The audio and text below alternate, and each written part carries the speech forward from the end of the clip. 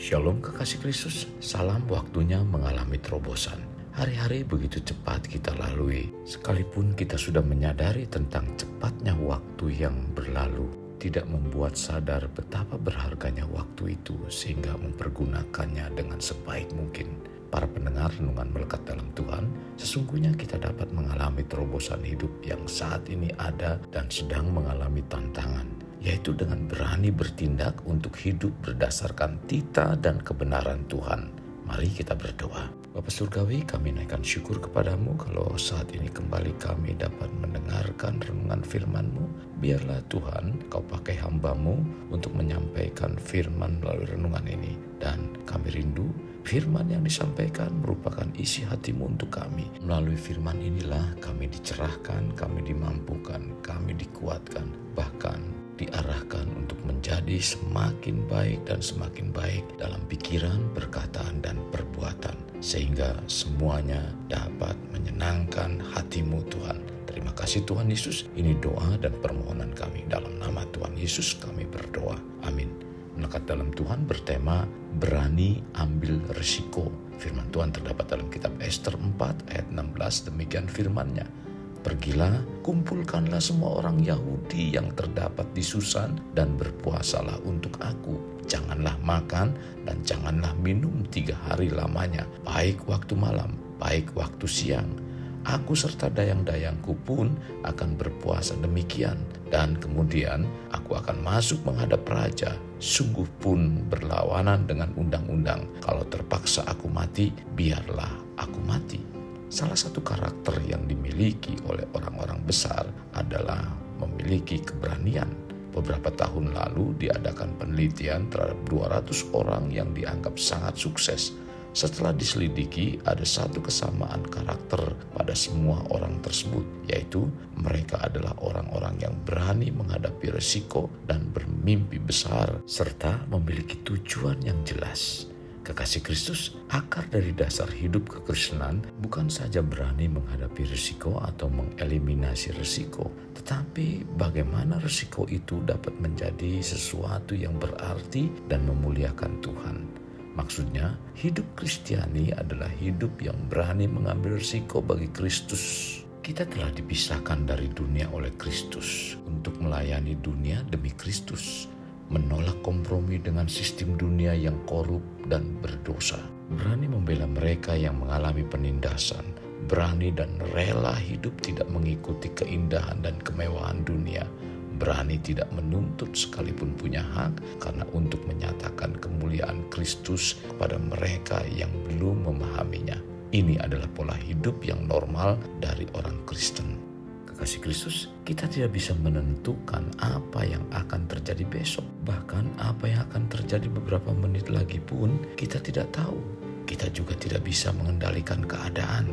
Kita tidak tahu apa yang akan dilakukan orang lain terhadap diri kita 1 hari atau 1 jam ke depan. Walaupun kita dapat memperkirakan keadaan yang mungkin terjadi, namun sifatnya tidak pasti. Kemampuan kita untuk mengontrol segala sesuatu terhadap milik kita pun terbatas. Kekayaan, kedudukan, kesehatan, popularitas, bahkan hidup kita sewaktu-waktu dapat hilang. Semua dapat terjadi di luar kendali kita. Keputusan apapun yang kita ambil selalu mengandung resiko karena keterbatasan kita. Oleh karena itu, diperlukan keberanian untuk mengambil risiko ketika membuat keputusan. Tanpa keberanian mengambil risiko, kita akan selalu ragu-ragu dan lambat dalam mengambil keputusan dapat berarti kegagalan. Contoh 4 orang kusta dalam Perjanjian Lama tercatat dalam 2 Raja-Raja pasal 7 ayat 4. Mereka memasuki kota musuh yang datang memerangi Israel. Mereka tahu bahwa ada peluang di kota itu untuk kelangsungan hidup mereka, namun resikonya adalah kehilangan nyawa. Keempat orang kusta tersebut berani mengambil risiko itu dan hasil yang mereka dapatkan luar biasa. Tidak hanya kehidupan mereka saja yang diselamatkan, tetapi juga seluruh bangsa Israel yang saat itu sedang dalam kelaparan. Kita pun sering diperhadapkan dengan hal yang demikian. Ketika kita melihat ada kesempatan bagi kita, tidak tertutup kemungkinan ada juga risiko yang menyertainya. Dalam hal ini bukan berarti kita bertindak sembarang yang hanya tertumpu kepada pikiran dan perhitungan diri sendiri tanpa digumuli dalam doa dan mengikut sertakan Tuhan terlebih dahulu. Bila hal ini sudah kita lakukan, hendaknya jangan terpengaruh dengan hal itu. Tetaplah maju untuk meraih kesempatan dan percayalah bahwa Tuhan senantiasa menyertai kita. Tercatat dalam Yeremia 29 ayat 11 sampai dengan 14. Maka dari itu, kita harus jeli melihat setiap kesempatan dalam kehidupan kita secara pribadi. Kita harus cepat tanggap ketika kita melihat ada kesempatan untuk melakukan sesuatu yang baik. Cepat ambil peluang itu, sekecil apapun itu. Jika kita melewatkan kesempatan sekalipun kecil, kita akan mengalami kerugian karena kesempatan tidak pernah terulang dua kali pada waktu, tempat, dan situasi yang sama. Kesempatan merupakan salah satu faktor yang harus dimiliki bagi siapa saja yang mau mengembangkan diri. Tanpa kesempatan yang tersedia, tidak mungkin kita bisa sukses. Oleh karena itu, bila kesempatan belum datang, kita harus berusaha menciptakannya. Bahkan di dalam kesulitan pun, jika kita mempunyai keuletan untuk berusaha terus-menerus, suatu hari kesempatan pasti akan datang. Kekasih Kristus, penting bagi kita sebagai umat Tuhan agar kita bekerja keras, tekun, dan kreatif. Bahkan hendaknya dapat menangkap dan memanfaatkan kesempatan. Hal ini sebagaimana dilakukan oleh Esther saat pembacaan firman Tuhan di awal renungan, di mana Esther tidak terbelenggu dengan keadaan, tetapi dia berusaha untuk mencari kesempatan.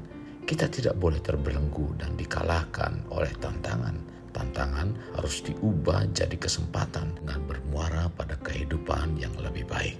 Ketakutan dalam mengambil risiko inilah yang membuat anak-anak Tuhan menjadi suam-suam kuku dan dalam mengiring Tuhan ala kadarnya atau setengah hati. Jikalau kita mengaku sebagai pengikut Kristus, namun tidak mau mengambil risiko bagi Tuhan, sama halnya kita tidak butuh percaya dan iman pada Tuhan. Buat apa iman bila semuanya yang kita hadapi harus dengan masuk akal? Buat apa iman bila kita dalam mengiring Tuhan selalu berhitung untung rugi dan berpikir bahwa dalam mengikut Tuhan itu selalu menguntungkan bagi kita? Pengiringan kita dalam Tuhan yang logis dan mengikuti nilai-nilai Kristiani adalah hidup yang berani mengambil risiko bagi dan karena Tuhan. Kekasih Kristus, mari kita alami terobosan hidup. Untuk mengalaminya, mulailah dengan mengenal prinsip-prinsip kerajaan Allah serta menjadi warga kerajaan. Mari kita berdoa. Tuhan Yesus, hari ini sungguh kami sangat diberkati dengan kebenaran firman-Mu, di mana kami diajak untuk memiliki sikap berani dalam menghadapi tantangan dan kesulitan hidup ini. Kami dibawa lewat kebenaran firman-Mu untuk berani mengambil risiko, sebab kami tahu bahwa Tuhan yang kami sembah adalah Tuhan yang tidak pernah meninggalkan, bahkan Tuhan yang selalu menjaga, melindungi kehidupan kami. Terima kasih Tuhan Yesus. Tuhan, ampuni kami kalau selama ini kami seringkali mengalami ketakutan dan bahkan kami tidak mau mengambil risiko. Kami mau mencari aman. Kami ingin dalam zona yang nyaman. Tuhan pimpin kami, mampukan kami lewat Roh-Mu yang kudus. Ketika kami mendengarkan firman-Mu saat ini Tuhan, kami percaya Tuhan pasti memampukan kami. Terima kasih Tuhan Yesus. Kami siap dan kami ingin dalam segala hal firman Tuhan menjadi dasar utama dalam kehidupan kami, dan kami dibawa untuk mengikuti dan melakukan setiap kebenaran firman-Mu. Tuhan, pimpin kami, kuatkan kami dalam menjalani semuanya ini. Dalam nama Tuhan Yesus kami berdoa. Amin. Kasih Kristus, mari kita akhiri dengan mengendahkan kedua tangan kita. Terimalah anugerah berkat dari Allah Bapa, kasih sayang daripada Yesus Kristus, dan persekutuan dengan Roh Kudus yang mencurahkan berkat secara rohani, berkat secara jasmani, dan berkat secara ekonomi, di mana berkat Abraham, berkat Ishak, berkat Yakub dicurahkan dan dilimpahkan dari saat sekarang sampai Maranatha tiba, dalam nama Tuhan Yesus. Amin. Sampai jumpa di renungan berikutnya. Tuhan Yesus memberkati. Jangan lupa like, share, dan